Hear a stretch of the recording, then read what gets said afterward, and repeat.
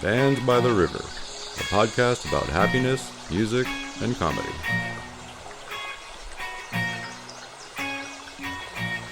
All right. Welcome to Bands by the River. I'm Will. I'm Miranduh. Today we are recording at Space ATX, located at 7915 Menchaca Road in Austin, Texas. The next few episodes will be a peek into the minds and hearts of some of the bands and performers from Levitation 2023. Levitation is a psychedelic music and art festival that will rock downtown Austin October 26th to the 29th. Levitation features a massive amount of shows in a span of 4 days at multiple iconic venues, all within walking distance from each other. It's great. We are here with Alex Maas, who is a vocalist and bass player for the Black Angels and solo artist. You probably play a lot of other instruments too. Alex is a great musician and a caring person who has been growing the psychedelic music scene in Austin and around the world. Thank you so much for taking the time to speak with us today. We really appreciate it. Tell us a little bit about who you are and what you're working on now. Yeah, well, thank you for the kind words. I hope I live up to that. I play in a band called the Black Angels, and to I guess kind of start, and we've spoke before, but we the Black Angels were on tour a long time ago. Can't remember when, but we're driving across America, and we were like, there's Austin City Limits, there's like South by Southwest, but there wasn't a music festival that really focuses on psychedelic rock and roll, whatever that was at the time, whatever that was to us. And we're like, hey, we should just do that.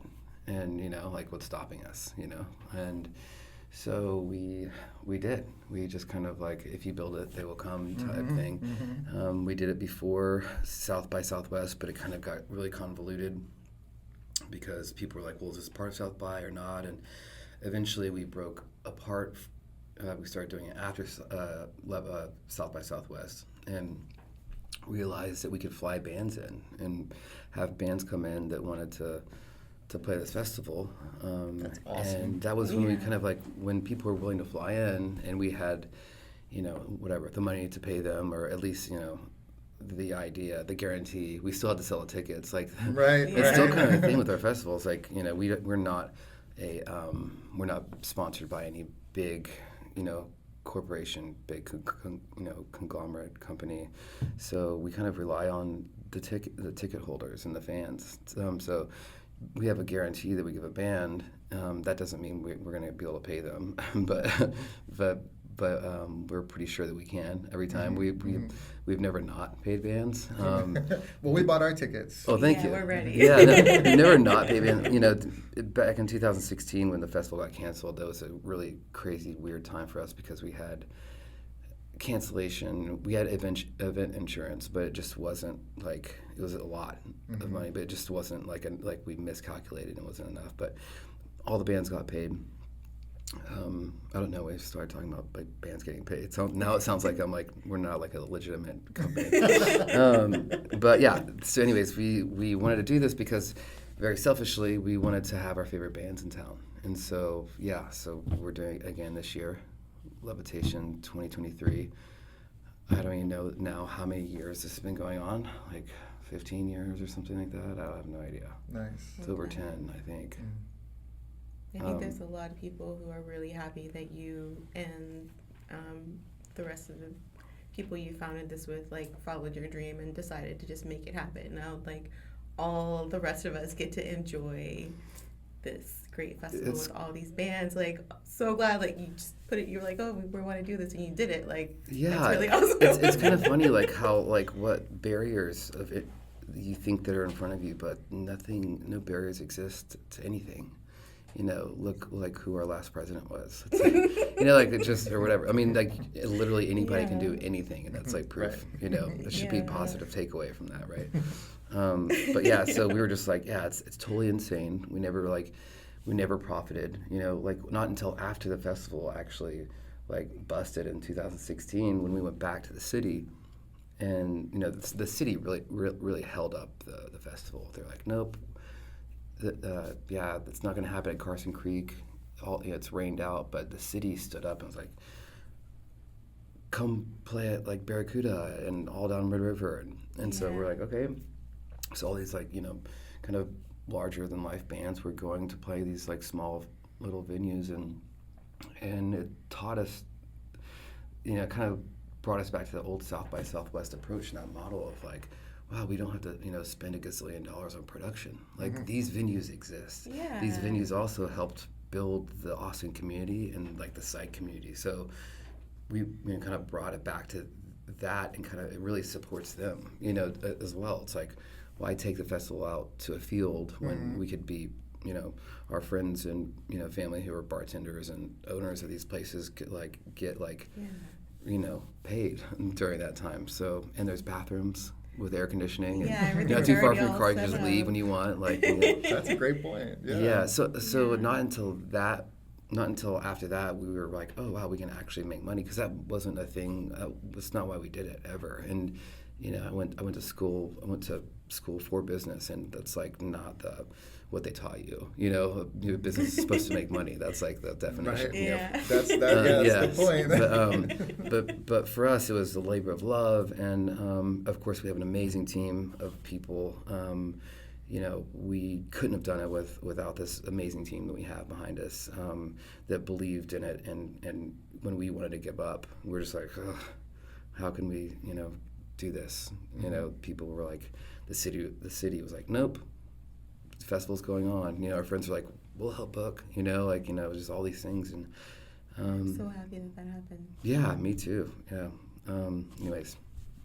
Yeah, thank you for plugging Levitation 2023 this year. We're so excited about this. Yeah, we're very excited. Cool, me too. Yeah, it's happening. Yeah, we're utilizing the Far Out Lounge, you know, like we did at Psych Fest last year. I haven't been to the Far Out Lounge. It's supposed to be my first time. It's I cool. haven't been here in a while. I've been gone for a while. Like 2017 it left Austin, so. Yeah. Too hot. Yeah. I'm just kidding. Just move some other hot ass city in Texas. Yeah, we brought Psych Fest back this year, and we did Psych Fest at. I still call Levitation Psych Fest. Right. Yeah. I feel like the OG people are always still calling it like Psych Fest. I was going to ask you, what is the name. Difference between Levitation and It's just a Psych name. Fest? I think we want to have have more focus on. Probably more focus on the curation of what Psych Fest is. It might be like more curated towards what it originally was.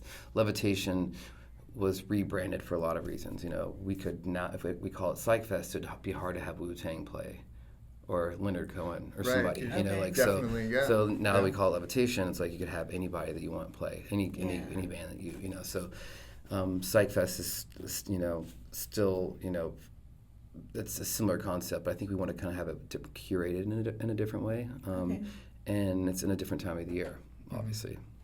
Okay.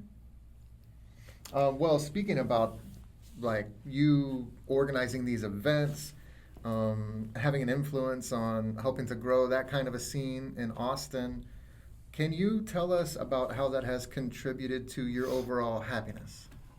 Yeah, that's a really good question. I struggle really like a lot dealing with happiness and art and what that balance is.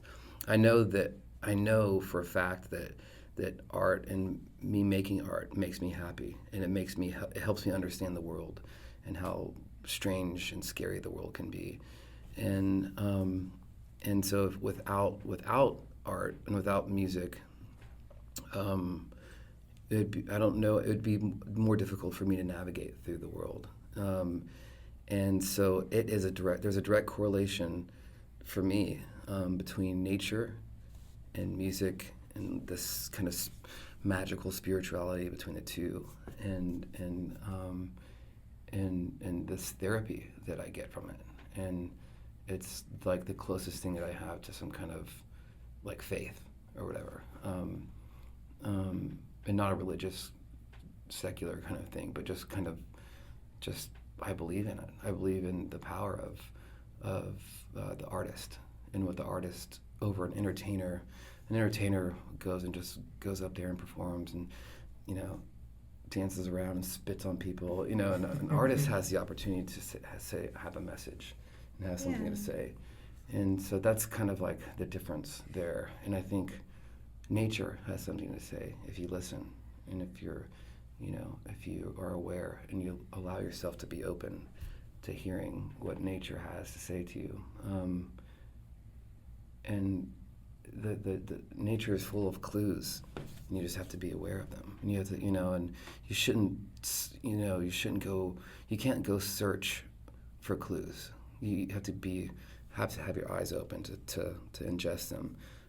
Just the same way you can't just go be like, oh, I'm gonna go write a song right now. Like it's just like, for me, like, I'm just not that kind of person. It's like it hits me whenever the feeling comes or I get inspired to do it. Okay.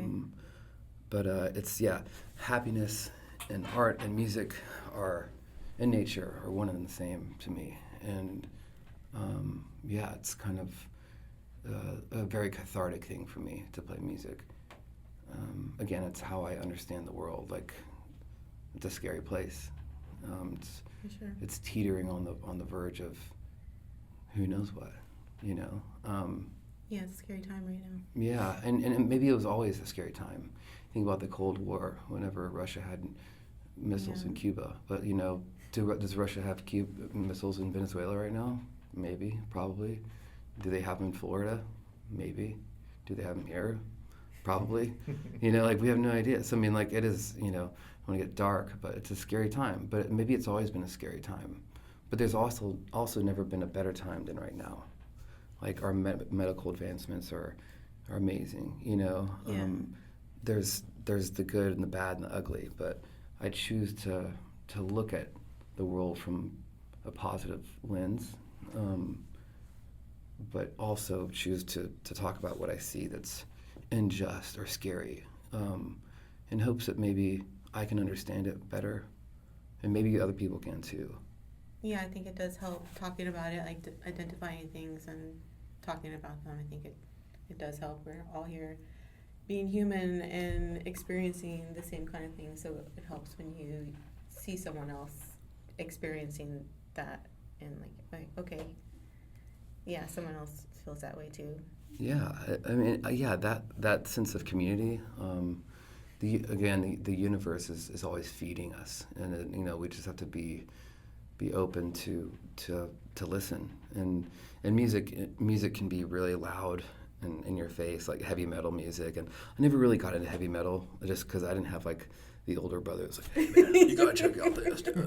But like, There's a time for it. there is. No, I'm sure. I was listening to like Joan Baez and like Mazzy Star when I was younger, when some of my other friends were listening to heavy metal, death metal. I was listening to like, Willie Nelson and DJ Screw and hip hop and just kind of more easy listening kind of things, I guess. And then, trance music kind of came along, and, Massive Attack and Portishead, those major discoveries, bands like Silver Apples and Suicide, they kind of changed my, I was always a big Beatles fan, like as a dad, I'm sure you're like, hey, you gotta check out the Beatles, and then you hear a band like the Silver Apples and you're just like, Dad, why didn't you ever tell me about the Silver Apples before, so there's those little discoveries are fun to make still at this point. And I wanted to talk a little bit about some of the bands I've been listening to, and it's kind of full disclosure, I've been working with some of these bands. So Okay. one I haven't been working with is this guy from Cameroon. His name is Francis Bebe, and he was African electronic music composer, artist, sculpturist. He made sculptures. I don't know what that word is. Okay. But from the 80s and 70s, and he made just amazing music. And he studied different tribes in Africa and applied them to music. And, we were talking about Suicide, the band. Are you familiar with them? The amazing band. Scary name. Amazing band. They have this crazy drum machine that that they started using. Well, anyways, this guy was using the same things that they were. Suicide was from New York. He was from, Cameroon, and just playing this amazing electronic music. So I've been really digging into that. Always have been digging into indigenous music from the Southeast Pacific Islands, Vietnam and Cambodia and Thailand. I've always been really into that kind of sound, Yeah. always. And then now you have these bands like Khruangbin who are coming in and playing this stuff. It's like duh, like it's like obviously, Right. like I always thought, I always knew that was like the direction of psychedelic music, and just kind of wish I would have done it first. Instead of talking about it, I was always talking about it. I was like, next big thing's going to be some like Thailand sounding psychedelic band, and sure enough. This band called Daystar that I produced their record, they just released their record, I think last weekend. Nice. I feel like I've been seeing that more, like in my feed. Yeah. It's great. It's kind of like this 90s, like good 90s rock and roll, like where like Primal Scream and Supergrass, like cool stuff that was happening in England in the 90s. Those kind of like fat drum beats with like really cool smooth vocals. They can sound really deadly and pretty at the same time. That dichotomy is really important. And this other band called Strange Lot, who I'm currently working with, another Austin band based out of El Paso via Albuquerque, I think. Okay. If I'm wrong on that, just don't get. I might get in trouble for. I can't keep up with where everyone's from, but I'm currently working on their record and producing albums. It's really cool for me to step in as just this other medium and be like, oh, this is like something beautiful is happening here. This is really I love this. Like, but this is confusing, and this is really great over here. And when you're making music, your own music, it's hard to see that from the third perspective, to step outside yourself and be like, you just get lost in it, no matter what. Like, there obviously are techniques and ways to step out and listen to it like non-objectively.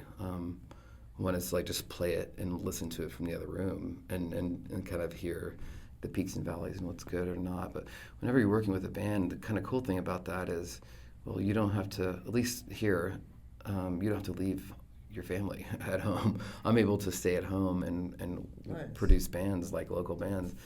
And I also don't have to play these songs every night. With the Black Angels, it's like, you make a record and then you have to figure out how to play the record. People want you to play it. Yeah, or they don't. And that's also, but the figuring out how to make or how to play a record after you've made it is just like this crazy thing. Imagine drawing this like beautiful or ugly painting, whatever it is, and having to recreate that ugly painting every night. Right. And it's the same exact way, and you allow yourself to have the liberty to change and create and have the song evolve. But that's something that I've had to learn to enjoy, of that process of replaying the songs. If you think about it, it's kind of a sociopathic trait, like especially going back to our first records, playing these songs that might be about a breakup or a really, really difficult time in my life, and then jumping to like 5 years later and playing another song that was about something else, and then playing something off a new record, and then you're method acting or jumping into these moments of your life, and it's really kind of confusing to your brain, and cathartic as well. It's kind of exposure therapy. Yeah. But and like on the flip side of that, for people who are hearing your songs, they could be going through that what you were experiencing 5 years ago today, and that song just hits them right there. Yeah, totally. And I call myself a very selfish musician because I don't tend to think about other people when I'm making music, and I think that's okay. I think that like at the core of it, I should be happy. Yeah. I should be making music. I should be doing whatever, as long as it's not hurting anybody else. And I should be able to make the music, and our band and whoever I work with, we should be able to do whatever we want that makes us happy. And that's the main point of what I'm doing, totally, because it makes me happy. If I didn't play music, or if I didn't like music, and the day I stopped liking making music, like I've said this before, I'll move to Costa Rica and sell like Tex-Mex tacos and have the best ones. They'll sell. Yeah, and just like People buy them. dope ass queso that's just like that just amazing. like, that would make me happy too. I know that would. But my point is the moment music stops making me happy, the creation of it, I'll stop. I don't know if that'll ever happen, but if it does, I'm gonna listen to myself and not listen to the people around me who are like, no, you should because X, Y, and Z, and it's making other people money, and at the end of the day, the artist is always the last to get paid. We make the least amount of money of everybody, and I'm not trying to make this a sad sob story, but it's a reality, and people need to hear that. People don't realize that when you're paying $12 a month for Spotify, and you get to hear an unlimited amount of music, and then and Spotify decides to raise it to $15. People are like, oh my God, an extra $3 like for unlimited music? Like, Spotify should be $150 a month. It should. Unlimited music from these people who are like dumping their souls and their hearts and souls, everything out, for free. The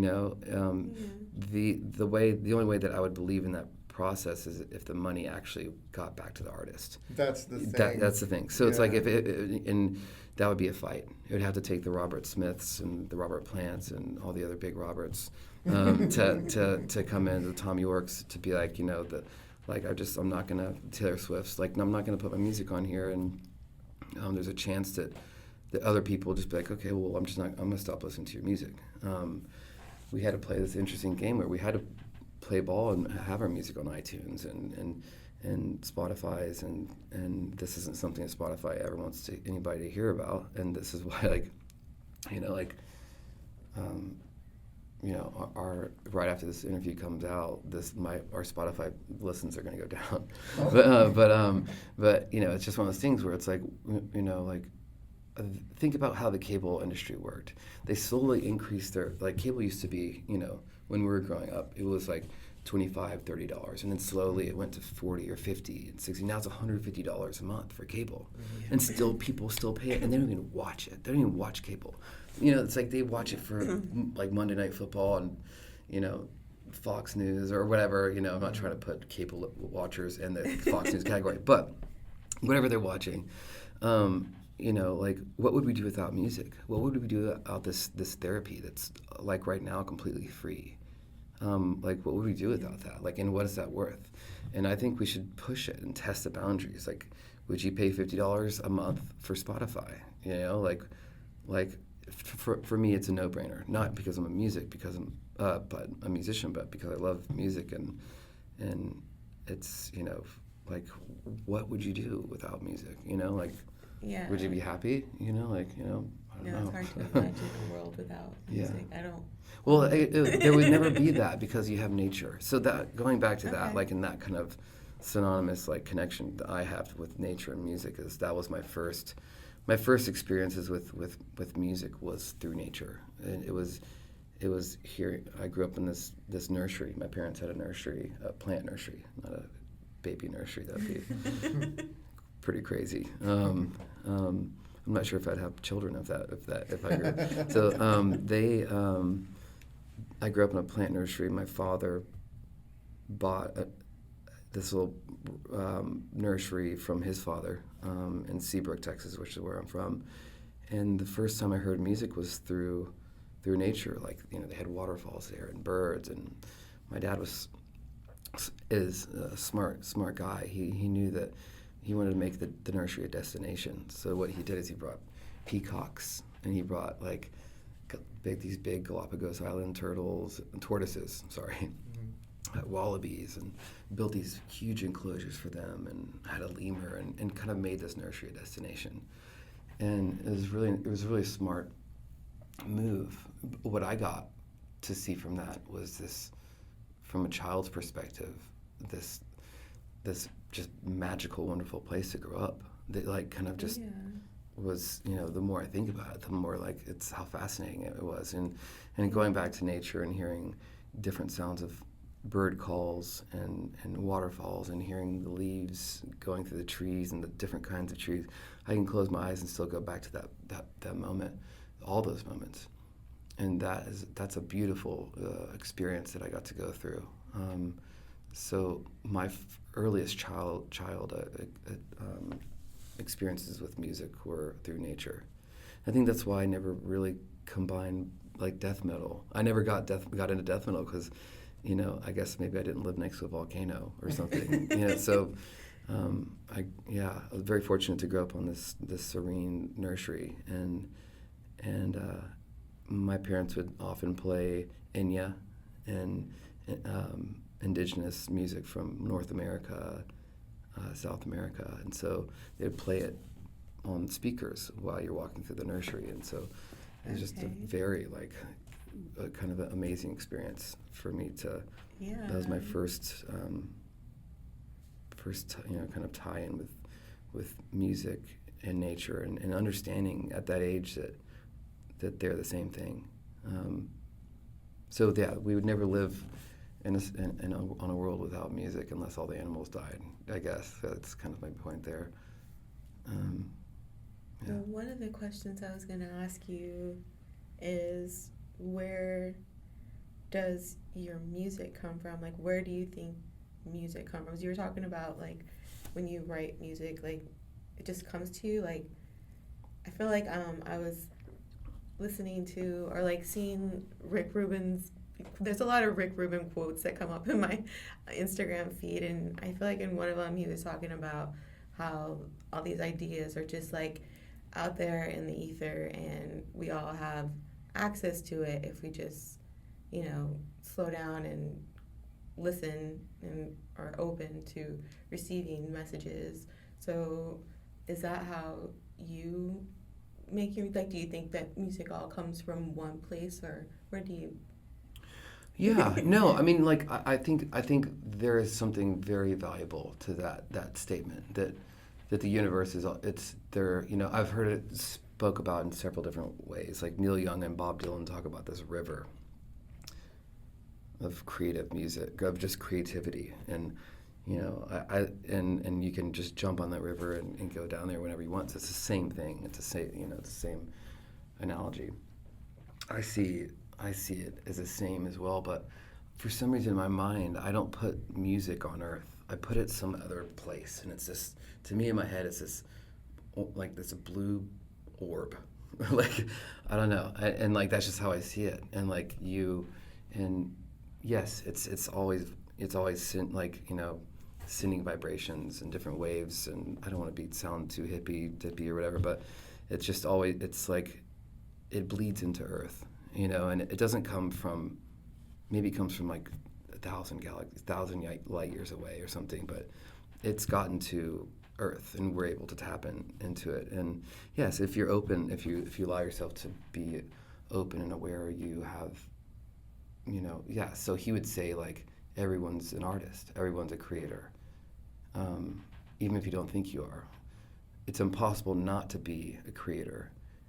As a parent, you're an artist, a creator, because you're taking these inputs from life and you're teaching him, and so you're taking knowledge and you're interpreting it, and you're telling it to your son or your daughter, and so that is creative outlet. It's an artistic approach. It's artistic in the way you articulate it to them, because you don't want to put so much fear into them. You want to give them hope. Mm-hmm. And that's an artistic choice that you make.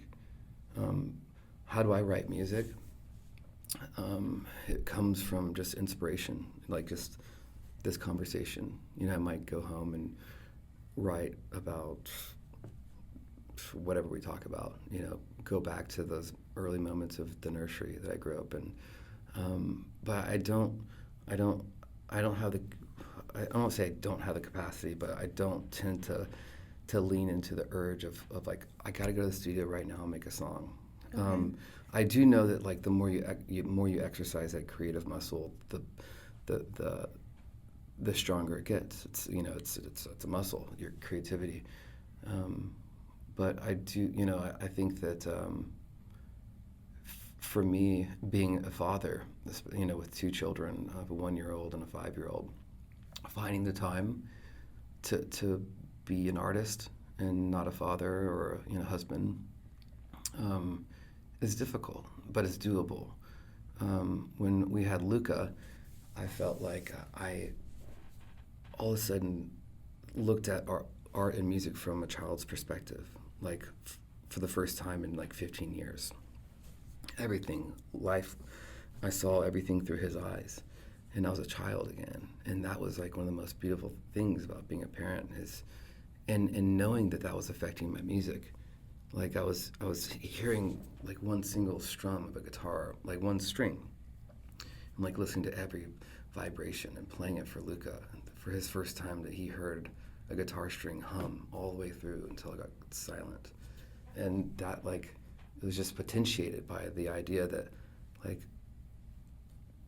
looking at life through children's eyes and being able to hold on to that forever and not become a curmudgeon old man, you know, like we're destined to head towards, you know, or maybe I already am. So that you know, like, but like holding on to that childlike viewpoint is how I'm going to continue to be constantly inspired and amazed by things in life, and allowing myself to be amazed, allowing myself to listen to people, and I think Rick Rubin talks about, a lot of people talk about like filtering out everything, the stuff that you just don't want to hear. You know, men are really good at that. Like, you know, we're terrible communicators and we just filter out everything but dishes. We don't realize if the dishes are clean or not. We know that there's dishes in the house. And then like, you know, if you're smart, then you apply it and you're like, oh, the filter has to go to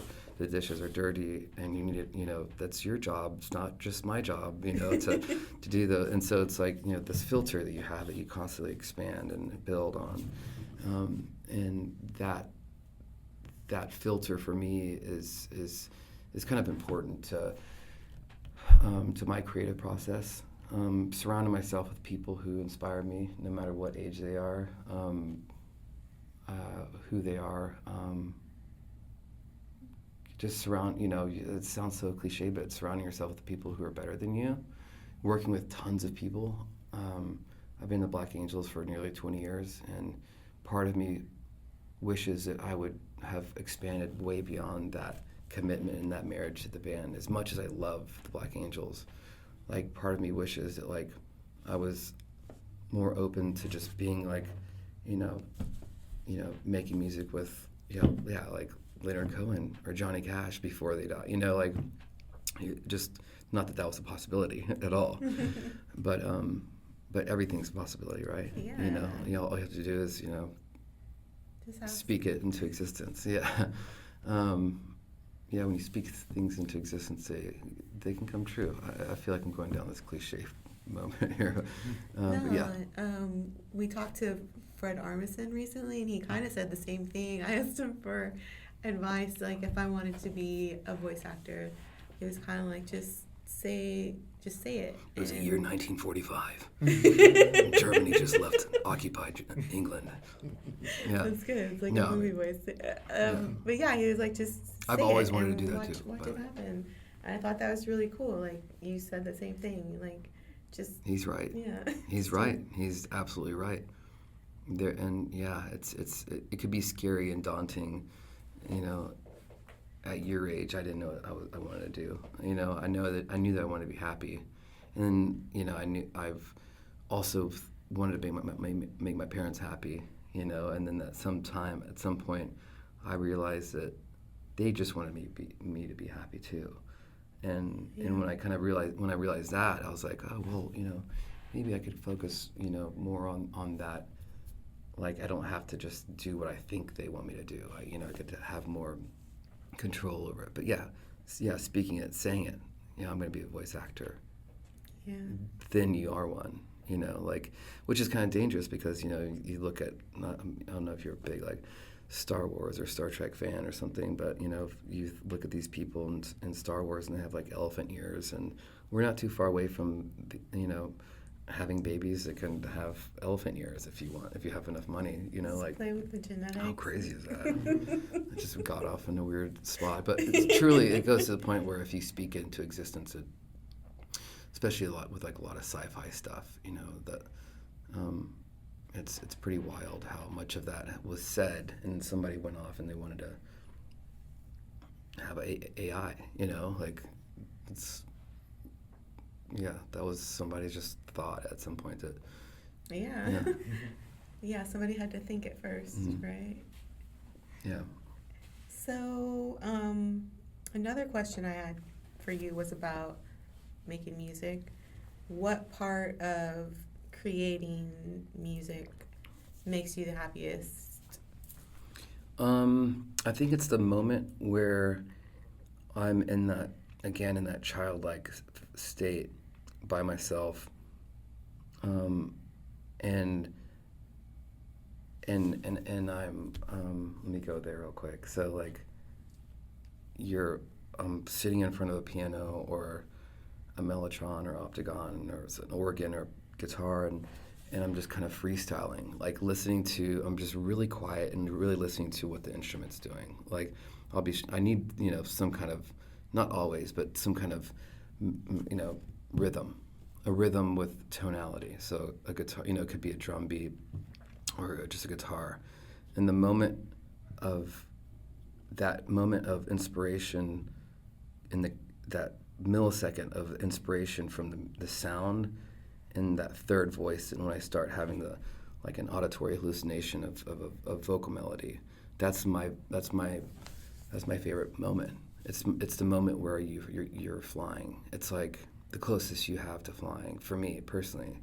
In your dreams, sometimes you can fly, but you're almost flying, but you're like almost like kind of flying off the ground, just only a couple feet, and that's kind of how I feel. Like when I get that point, that moment where whatever happens next is totally like, it could go anywhere. It could be super magical, and just like literally like fly into the creativity and let the song direct me, and just I keep using the word open, but just being super open to what could be, what could be melodically, and typically for me as an artist, I usually hear sound first, and or like a guitar or whatever it is first, and then a melody comes. And I think I consider myself like a singer first before anything else, because I've always had this like ability to get to that moment, that millisecond moment that you asked of the most happy moment. Like I've been able to focus in on that and believe believe myself to just kind of be able to like freestyle, like a hip hop style, So I grew up in Houston, and that's kind of like, I often wondered if I didn't grow up in Houston around like all these, kids and way too many white kids that were like trying to freestyle. But if I didn't grow up in Houston, like have experienced the breaking down of the walls of freestyling over music that was just coming straight from wherever that magical blue orb was. If I didn't have that, if I didn't do that or go through those experiences when I was younger, like what would I be playing music at all? Would I have the courage to do it? And I think the courage is also part of the happiness, because when you find yourself brave and courageous or whatever, it's a good feeling. It really is, even if no one else understands you. And oftentimes I'm just doing this like echolalia, like melody thing that doesn't actually even make any sense. I'm just kind of like I'll do some kind of weird chant or something, and it's not even words. It's like the evangelist would be like speaking in tongues or whatever, and I'm really afraid of that, but to even use that, but like it's just kind of just saying and what that vibe and the feeling of that freedom, and then often I go back and I listen to how I was feeling and what it sounded like I was saying, and I'll write down oh, it sounded like he was saying this, and I disassociate myself from that person who was writing the song in the moment.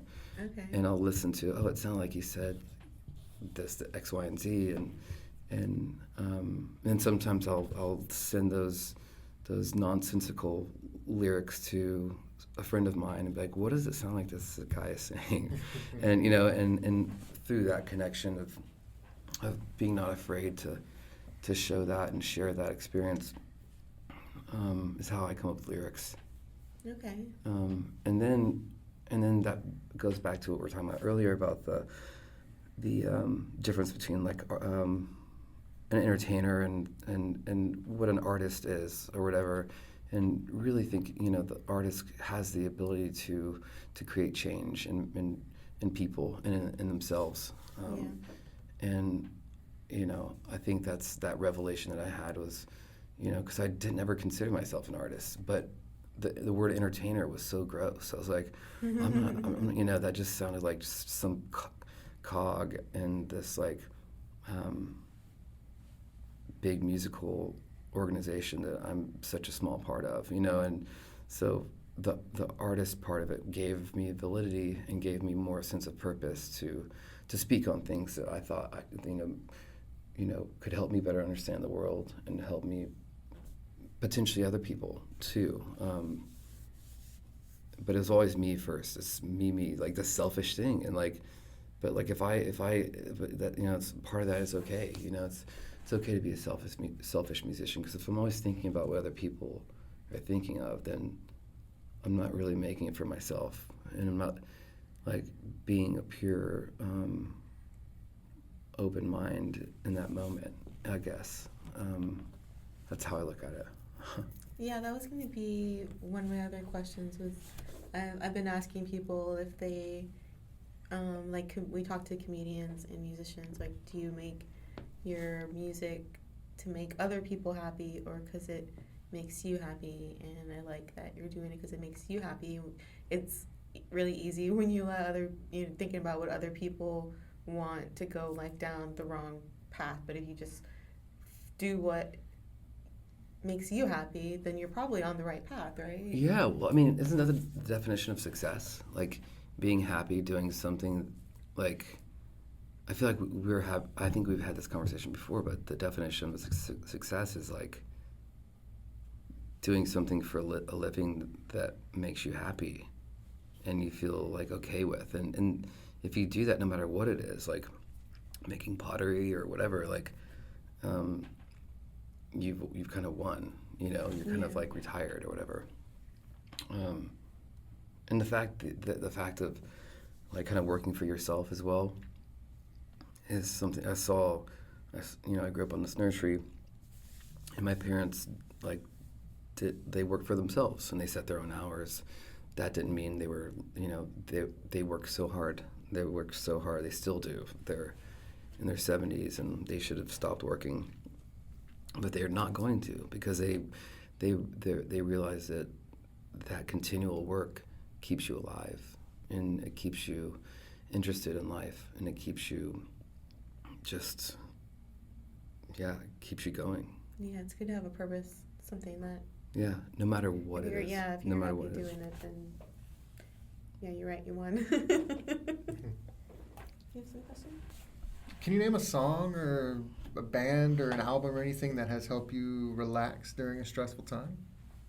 I know you mentioned Enya. I used to listen to Enya a lot. I mean, if I was stressed out and you put Enya on, I'd just be like, I don't know if like until you mentioned, or until I mentioned it and then you did it again, like,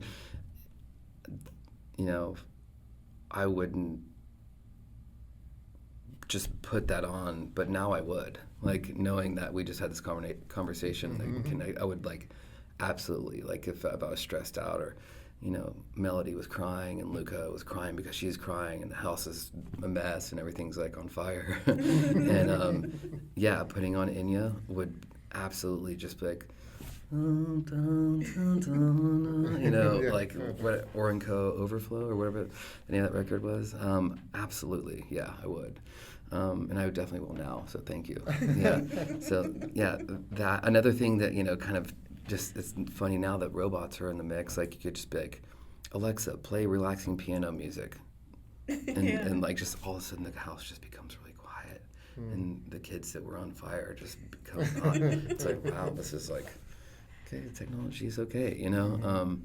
Yeah, I mean, I believe that music and comedy both have like magical healing properties in a way. They can take something 100%. that's like in your mind or in your heart, and they can change it or help you transform that thing into something else. Yeah, you make your own interpretation of that art, of those words, and it's kind of like hearing something that you've heard a million times, but when a comedian says it, they say it for the first time in a way you've never heard it before. Or when Tom York says it, not that I ever understand anything he's saying, anyways, but like, you know, like, but when he says everything's in its right place, it's like, that is so true. Like, and you know, you've heard it, but how he says it, like, and I interpret that differently than everyone in this room, and it's really interesting in that selfishness. Like, no one's ever going to understand music how I understand my own music, and I want that to be the case. Like, if somebody were to understand exactly how I was feeling, that would be a very good feeling, but it'd also be sad, you know, like, or it'd make it less magical. You know, sad for them that they're hearing like that, whatever I'm going through, or less magical that somebody else knows exactly that, you know, but, and I don't want to sound like I'm talking out of both sides of my mouth, but I guess my point is that music and art and comedy should be up to you guys and me to interpret it in our own way, like, and yeah, I just, you know, comedy's a little cooler in that way, because comedy, you know, they say a phrase that you're just like, you know, that help you've gone through raising kids, so you understand exactly what that's like, you know, and music's a little different, because comedy, I think there's a poetic approach to comedy, especially from the wordsmith approach. But comedy, you're saying a line that's true. It's just like, dude, that, and yeah, like, it's kind of like you can interpret it one way, you know, comedy.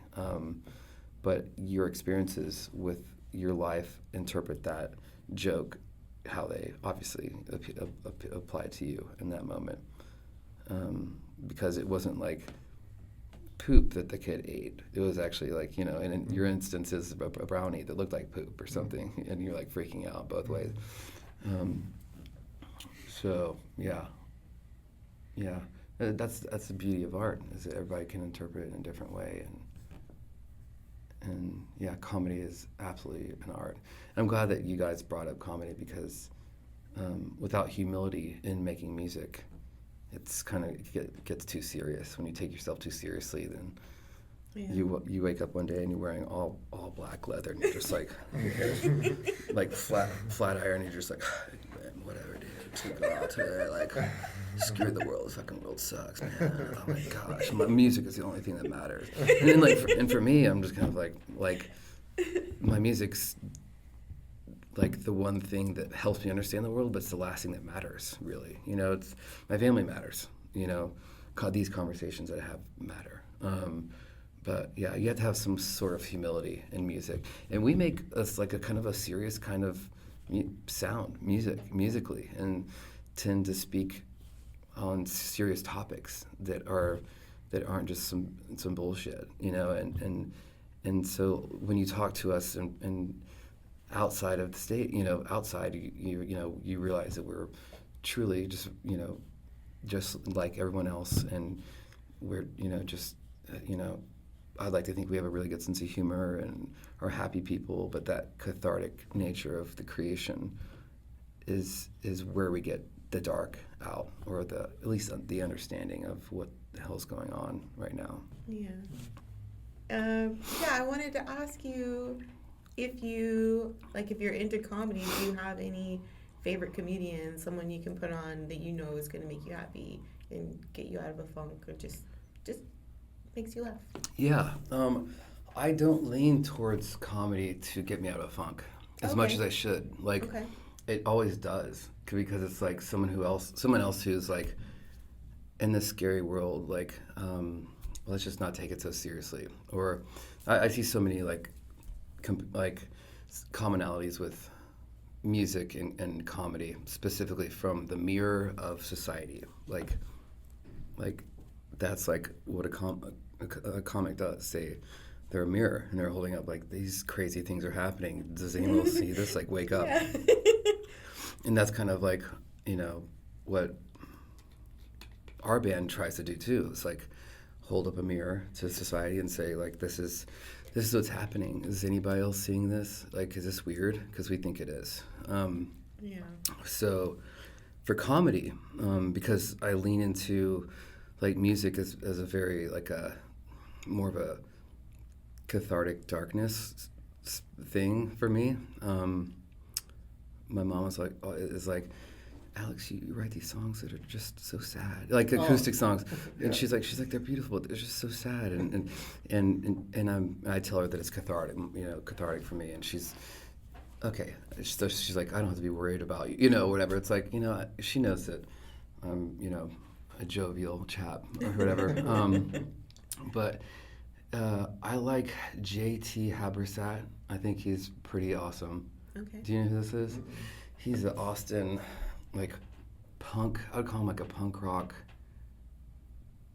comedian or something. He's okay. Yeah, and he's kind of like our age. I think what he wants, he's kind of like, it's just like George Carlin and Hicks. Like, he has his finger on the pulse, kind of what's happening now. His eyes are just wide open.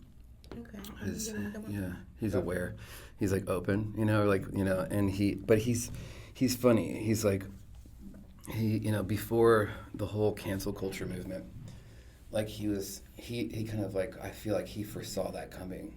He this is gonna stop at some point. Like Louis C.K. Louis C.K. will just, and still does, just talks about what the fuck he wants to talk about. Yeah. It's like he really does, And granted, he's like, could be a, questionable like character or whatever. I don't look at comedians and be like, yeah, like I'm gonna live my life like you. Like that's just not like. So you just do whatever you want to say, whatever you say, and and with the exception of like Bill Cosby, who I that there's like 40 cases out in this, like I can't, and unfortunately, it's like that sketch where he did about raising children, and he talked about his wife and his kids, and I can't remember the name of it, but I thought it was hilarious. And then like I just kind of disowned him after all these allegations came out. If there are like 40 allegations against somebody, one of them has to be true. Like that's my thought. Like so. Right. So he was never my favorite comedian by far, but George Carlin, just another person who just was able to filter through all of the BS in the world. He was the best. I wish he was still here. I wish I could hear George Carlin talk about shit today. Let me tell you something that's fucking so crazy. Good. I met his son in Chicago last week. Wow. Oh, wow. Like I was talking to this guy, we were talking forever. He was super cool. Like we were just talking about all these things, and he just had all these funny phrases, and he was like, he treated me like he knew me for like a long time, which is a really good feeling whenever especially the first time that you meet somebody, right? And especially someone who's like possibly a fan of your music. You don't want to be treated like anything other than a normal person. And at the very end of the conversation, he goes, I was like, more inquisitive about him, and I was like, so you're, I knew that he was a restaurateur, and then all of a sudden he was like, yeah, and I don't tell a lot of people, but my dad's George Carlin. And I was like, are you kidding me? And he's like, haha, joke's over, and he pulled out his ID. Yeah. Oh my gosh. Yeah, and it was his dad. And Oh, wow. and then I looked at him, I was like, oh my gosh, yeah, you totally look like him, And he was probably like, he must have been, well, I'm not gonna make a guess on what age he was, but it was he was older than me, and I just started looking at his face. I was like, oh my gosh! And so the rest of the last 15 minutes of conversation, I was like, I could not stop seeing his dad's face. But yeah, how crazy is that? Like, speaking of that, like, you know, This is crazy. it was so wild. And it was just kind of like in passing, like, under his breath, and I was just like, what? Like, I was taking a sip of my drink and like almost like spit it out, you know. But yeah, him, JT Habersack, who's an Austin-based comedian who's just funny as shit. I feel like he has his finger on the pulse, and he would say this to himself, but instead of becoming like a curmudgeon old man, you know, he's allowed himself to like discuss more things that are you know just more youthful and full of life. But yeah, he and I were on an airplane one time, maybe coming back from Seattle. And no lie, the plane like almost crashed. Like, it was one of those that was like, we were dropping 40 or 50 feet. And every like, I've always had a healthy fear of flying. It's like unnatural, right? Like, Yeah. you know, like I was always like a total wimp. And he was sitting, like, we were sitting on the same row. He was over here, I was over here. Like, I think it was a 2-seater on either side. It's a small plane. One's like just could totally go down just by, you know, a breath of air. And he introduced himself before we got on the flight. He's like, hey, you know, I think we just played Seattle together. He's a comedian. He tours as well. He's like, I'm a fan of your music. And at that point, I'm not sure. I probably hadn't heard his stuff before, but we got to talking. And it's one of those relationships where you felt like you've known this person for a long time. So we got on this flight, and about, I don't know, an hour, 45 minutes before we land, we hit this crazy storm in the air, and the plane just started doing these bizarre things. And for sure, we were definitely going to die, for sure. Like, it was one of those moments where, you know, if you had somebody to pray to, that's the time to do it. You know, I didn't. I was just, I kind of like, you know, I looked over at him, you know, like the only person, like there was that I like the rest of the band was like, you know, scattered. At the end of a tour, you don't want to sit next to each other on the airplane. So I looked over at him, and like he was just already like looking at me like, this is it, this is it. And he had this look in his eye, and we both looked at each other like, yeah, this is when it happens. This is how our life's gonna end. It was bonkers. And immediately when we landed, he was just like cracking all these like amazing jokes, like they were just like relieving my like anxiety. But he was just like, holy shit, that was fucking crazy, right? Crazy. I was like, oh my gosh. So yeah, so I've kind of been following him for a while, and I don't know if it's in part that he's just hilarious or because that moment that we shared together. Yeah, Bill Hicks, another person who just, I don't know, just had this amazing filter and could just see through all the bullshit and had this great and kind of messed up outlook, you know, cynical outlook on life, which is, you know, was intriguing to me. But yeah, those are three comedians that I really enjoy. But again, you know, there's so many comedians. Like, tell me who you're into. I mean, we've been going to San Antonio Comedy Night at Tandem, and so. So you guys you all live in San Antonio. We're in San Antonio. Yeah, and you, San Antonio? Yeah. Yeah, so I mean, we saw Clifton was hilarious. We had an interview with Tori Poole. She's hilarious. I like Doug Benson. Oh yeah. Very cool. Yeah. Fred Stanhope. Yeah, Doug Stanhope. Old comedies, but yeah. Doug Stanhope's good. Yeah. Kerry Russell and Fred Armisen, like, talk about a great duo. Just their finger on the pulse as well as just being, you know, like knowing what kind of weird hippie culture's happening in Portland, and just like totally being able to just like make fun of it and still live in the same city, or like for a while. But, Key and Peele. Oh, I watch Key and Peele all the time. I think that's some brilliant. I think that's some They're just so funny, so brilliant. Poignant, yeah. like just. And like their dark Twilight Zone side of them, I always love, and he'd just be like, you know, had a look in his eye, and I'd be like, oh my gosh, yeah, like I like felt like his like spooky side, and then like he went off to make like all these spooky movies, which I was like, Right. he was listening to himself and like how powerful that look that he gave was. I just kind of like,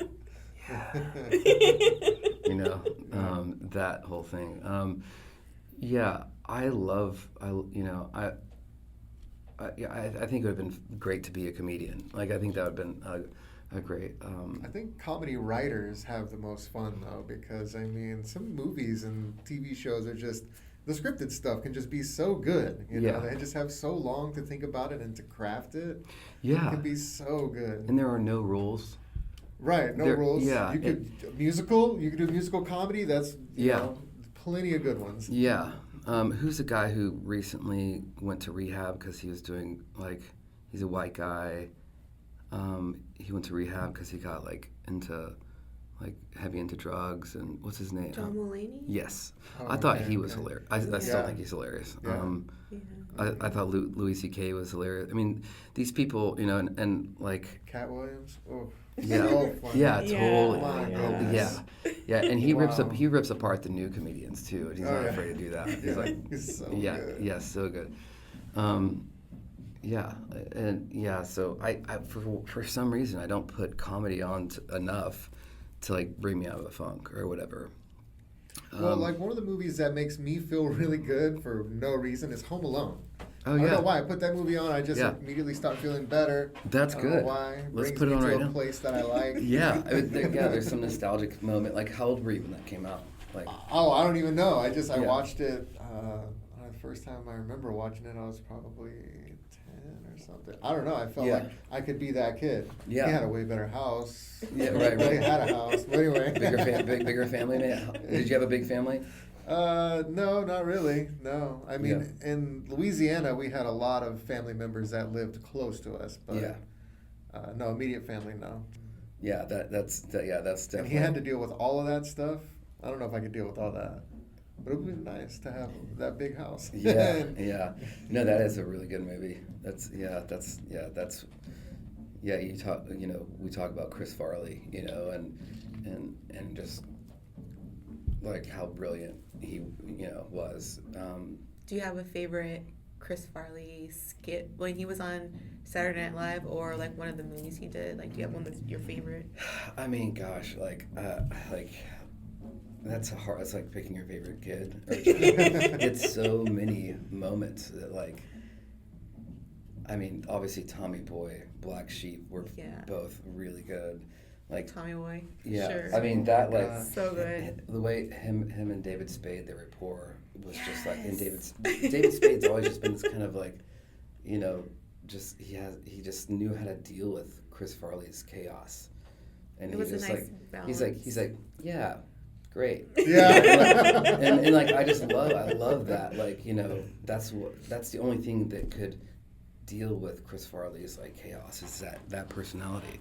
So somehow they got really lucky, and whoever, maybe it was them, they decided to make a movie. I have no idea how that came about, but yeah, that was David Spade in Black Sheep too? Yes. Okay, that makes sense. Right? Yeah. He was in both of them. I remember when Adam Sandler's CD back when. Do you know what a CD is? When CDs were a thing? Sorry, I was totally joking. CDs, like I remember his CD came out and I was like, dude, this is the funniest shit I've ever heard. All I remember from that one is the longest pee. Like, that, right? Yeah. I still think about that when I hear someone in the bathroom for a long time. But you know, remember that was on like Leslie Nelson, Naked Gun. Like when he went, he was like talking. He was giving like a speech, but he forgot he brought his lavalier and his mic into the bathroom, and he was peeing forever. Yeah. So I mean, like I don't know if that's where he got it from or whatever, but it's still hilarious. Yeah. I think Adam Sandler's like hilarious. You know, like his music and comedy CD were so good. All that stuff was so good. So good. Yeah.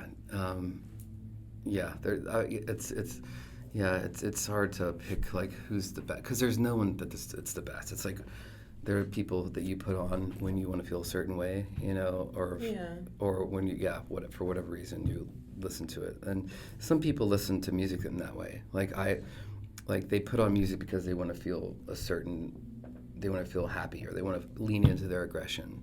And like for some reason, I just never made that connection of, oh, I'm really stressed out, I need to listen to Enya right now. Like I just never like did that as part of my therapy and my I would just go be alone and try to process what I was feeling, or try to get out of whatever situation I was in and walk through the woods or something. I think the first time I noticed it was going to bed.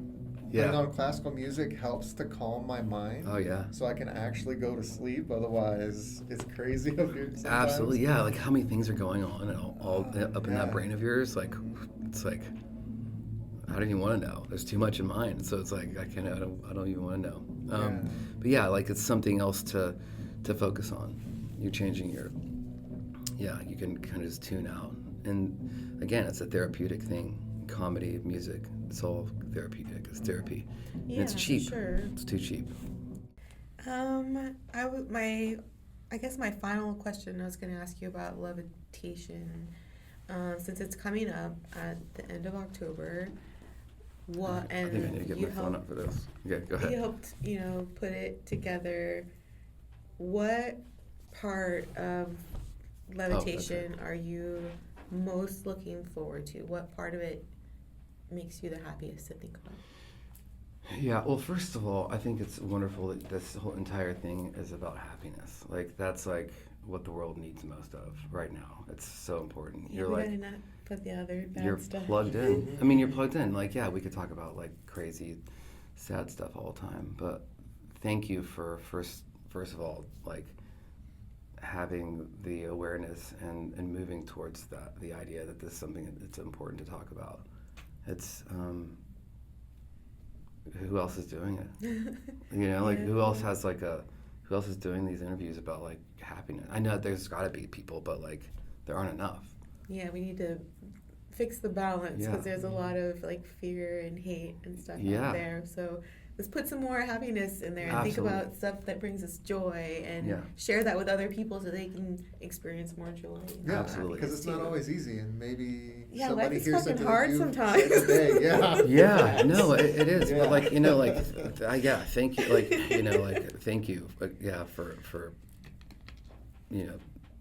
doing that. Like it's so selfless and wonderful and you're making the world a better place. Because I'm talking to all my favorite people.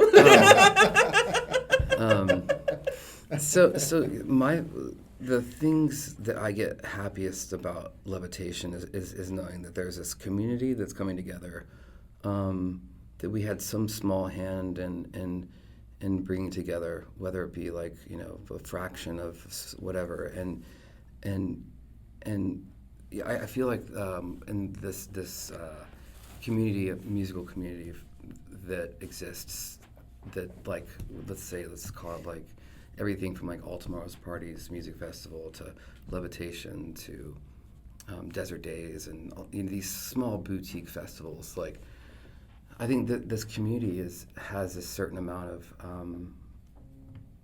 like awareness of what's happening in the world, and they're kind of all like in the same tribe. And I know tribes are healthy, but they can also be unhealthy. Tribalism can be unhealthy because you tend to block out and not hear the opposition. And if you don't hear the opposition, then you can never help change that. Sure. If someone's always just talking about how sad everything is, and you don't really listen to that, and you're just like, then you stop listening to how sad they are, like you don't get a chance to put your perspective on how things can be happy or the good things in life. So the idea of these people that have this commonality of kind of this sense of this idea that they think that change can be made. Material, like certain material, like vinyl is still important. Like art is important. Our government doesn't put enough money into the arts. For sure. Our what we put into our bodies is important, and what we feed our minds is important. And these, I feel like this I can't think of a better word, but this tribe of people who are part of Levitation festival. I feel like there's this commonality of hope in the fact that they know that humanity, there's more good than there is evil in the world, and they know how important music is in that story, and that just in itself is a beautiful thing for me. Seeing the people come from Japan and Australia and New Zealand and wherever else, like that they're flying into this festival to be a part of this communal thing is like, I never would have thought that would, ever happen. In our own selfish endeavor to have our favorite bands come play our festival in this little city, like I never would have thought that anyone else would have wanted to be a part of that in this way. And so it's a beautiful thing, and that beauty makes me happy. That sense of knowing that I'm not alone, and the fact that a certain kind of music is super important to me, and whatever it is. And what's kind of funny is like this certain kind of music. So we were talking about Psych Fest versus Levitation, and what is psychedelic music or whatever. It's like totally up for interpretation, and the word is almost like, people gag when they hear it now. Me included. It's like, somebody talks about something psychedelic, and it's like you can't even say that word anymore. It's like people just like look the other way. But I think that the idea of what that is something that's a spiritual thing. It's of the spirit. And so in part of the definition of the word, these people just seem like kind of they're part of the same humanity tribe of this planet that like don't always believe everything they hear, and they're always filling their minds with new information and trying to educate themselves constantly. They're forever students, like, and to me that's like the definition of someone who seeks intelligence. And I'd like to think that that's whether that's true or not. I'd like to think that that's part of the community, as this and without sounding snobby, but these people who are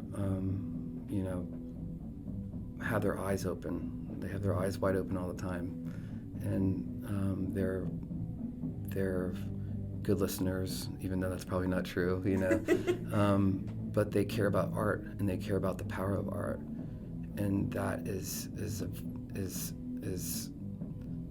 very special, and to be involved in that at all is something that's I don't quite understand. I don't understand how to process it. I guess what I'm trying to say is like, I probably don't think about it enough, and that's probably okay. I just want people to come hear this music and have a good time and be safe while doing it. Okay, so yeah, going back to this group of people that we have at Levitation, and they have this similar mindset.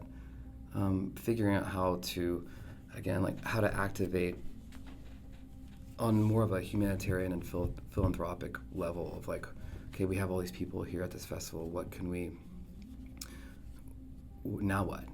Like the music is how we got them there. Now, like how are we going to create change, or what are we going to do that's beyond music? Okay. Because as much as music is important to us, it's not everything. And like I said in the beginning of this whole thing, like, music will always be a part of my life, but if I just stop playing music tomorrow because I want to, then that's totally fine. And I know that like it'll exist forever, and forever ever.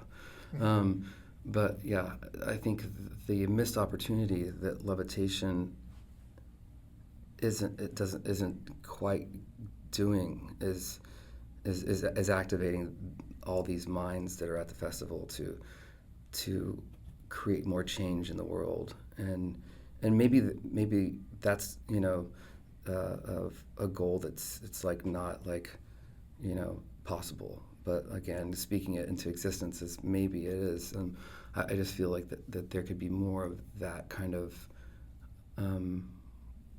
capitalization on having all these beautiful minds in one place. I think that would make me like ultimately the happiest of doing something with this with these people and these minds that are here that are similar to how we view the world.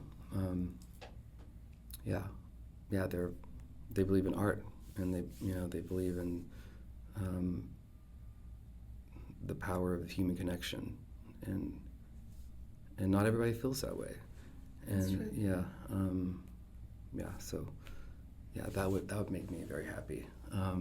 But just the fact that they're there, and they're listening to the music that we like as well.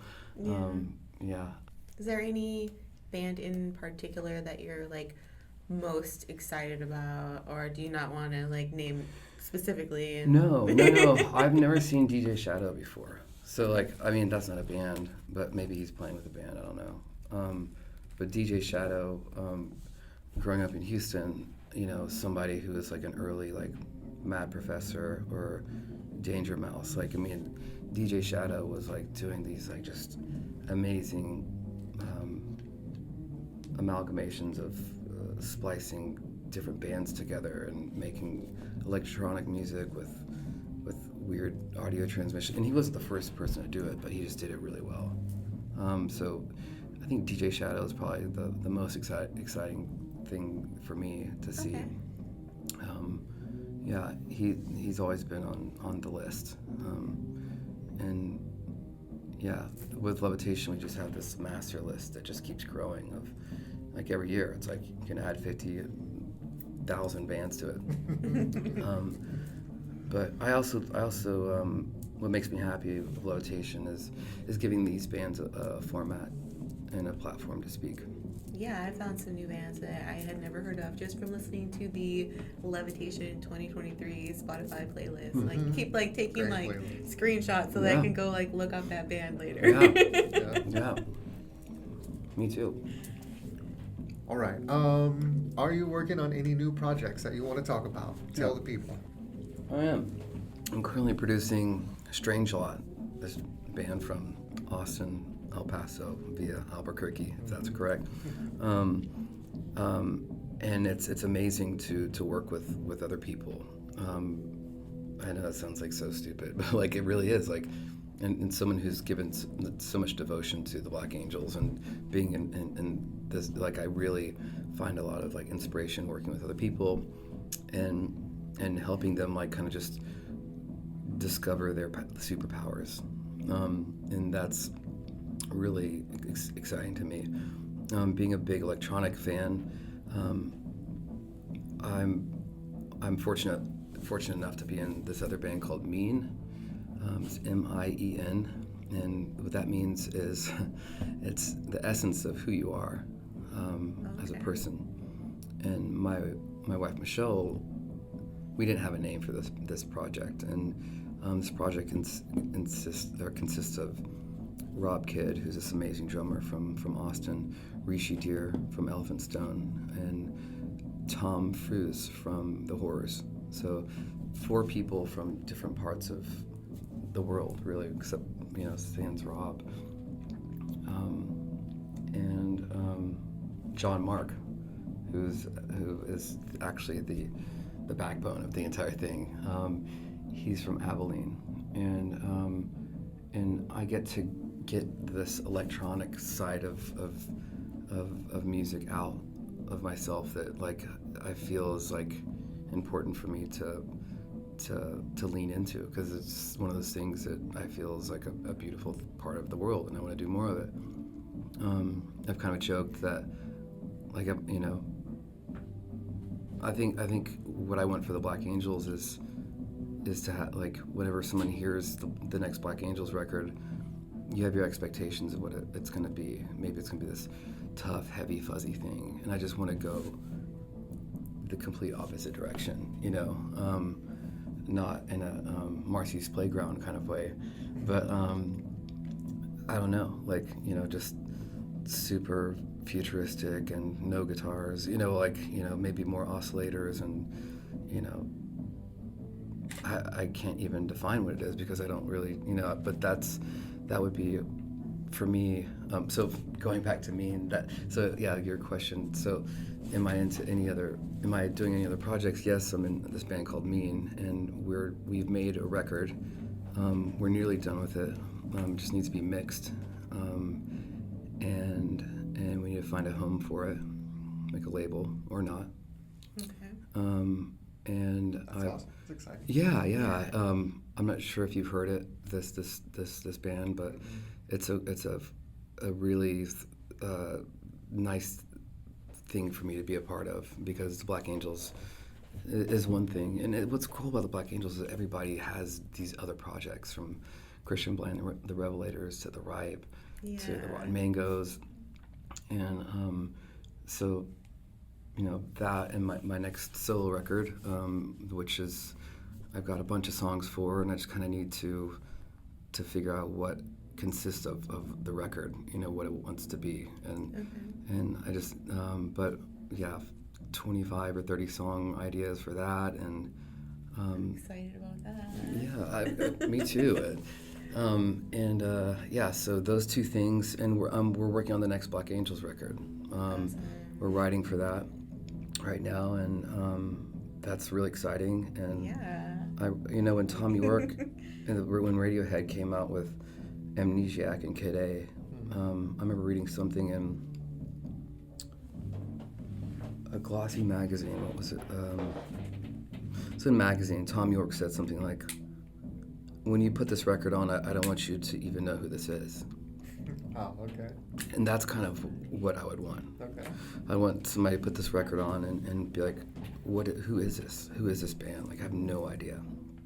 I'm very intrigued. Yeah. I can't wait to hear it. So, I think that thought is kind of, I don't want to be put in any kind of box, any category. Okay.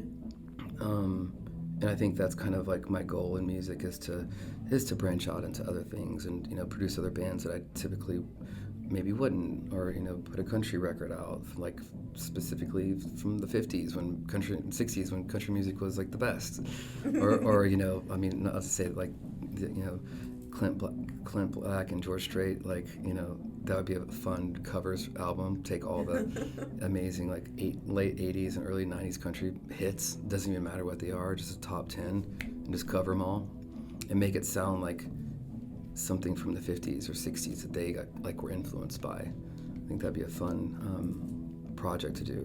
Yeah. Someone's going to do that now before I do it, get a chance to do it. But yeah, between those 3 or 4 things and the festival and being a dad, those are my projects that I'm working on right now. So nice. Where and or when can people see you perform in the next few? Yeah, so we're playing at Levitation. The Black Angels are playing at Levitation. I think we're playing on Saturday. Yes. Yes, we have our tickets. Okay. Saturday. Okay. So yeah, I mean, you look at the lineup of Levitation, and every year I kind of think that it can't get any better, and then just the bands that weren't able to play last year that we all wanted to play, like you guys including us too. They, you just kind of throw darts at them, and sometimes they can play, and sometimes they can't. So yeah, we play on Saturday, the 28th. And then the Black Angels are going on tour. We have a show in Tempe, Arizona on the 7th of October. So nice. We leave Wednesday. And then we're doing 2 shows in New Mexico, and then we're going up the West Coast, and we end in Vancouver. Oh, cool. We're going on tour with the Dandy Warhols. Oh, nice. Yeah, and we're bringing Dave Starr along with us. Okay. And a couple other great bands. Yeah, it'll be a super fun tour. And it's only 2 weeks, which is great. Being a father, I kind of think 2 weeks is about it. Like, but anything else is like not really healthy for anybody, really. Just so that's kind of a rule that I've tried to instill, and it goes against all business economics, like, because really the band should be touring like 300 days out of the year. And if I was in my 20s, yes, absolutely be doing that.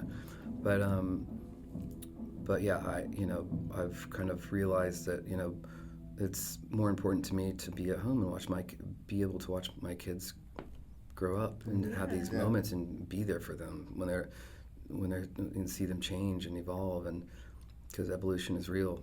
And thankfully the band has been like, okay, that makes sense.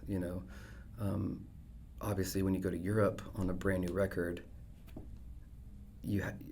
everything costs so much now. Like, it costs so much to travel, airfare, buses, everything. It's just, or even if we weren't on a bus, like if we have a crew of 10 people. So if we're taking 2 Sprinter vans and putting people up in hotels, it'd still be an insane amount of money. And it would be actually the same amount of money. So we're like, we'll just get a bus and do it that way. So, a band can't really break even until, a band our size can't really break even until after the 2-week period when we go to Europe. It's easier when we're here because we don't have all the expenses, because we're renting backline and everything over there. We're not flying our amplifiers and stuff when we go over there. Okay. But 2 weeks is doable, and it actually puts more pressure on our agents and our managers to be like, make it happen. Like otherwise, like, we can't do it. So it's kind of like taking more of the stance of like, these are our parameters, and now you work or whatever. Even though they work their ass off, or they claim to. But it puts a little bit more pressure on them and less on us. And if they want us to tour, then that they've got to figure out creative ways to make that happen. So tell everybody where they can find you on social media or on the web, see what you're up to. Yeah. You can find us kind of anywhere, really. You can go to theblackangels.com. We're on Instagram, Facebook. If I had a QR code that the listener could tap into by with Starlink, or what is it, Neuralink? In the future. Neuralink. We'll post all those links in the description. Yeah. Thank you. Yeah, my personal Instagram handle is Alex Maas 33. Some other Alex Maas took the other thing. Might have been it, so I had to put 33 on there. We're kind of on all the platforms, all the cheap platforms that should be charging a lot more. That's, you can find us. If you just type in the Black Angels, we're there. Okay. Yeah. Great. Well, thanks for coming out. Yeah, we really appreciate it. Thank you very much. Thank you. Thank you guys so much. Yeah, thank you. Appreciate it. Yeah, it's a pleasure again.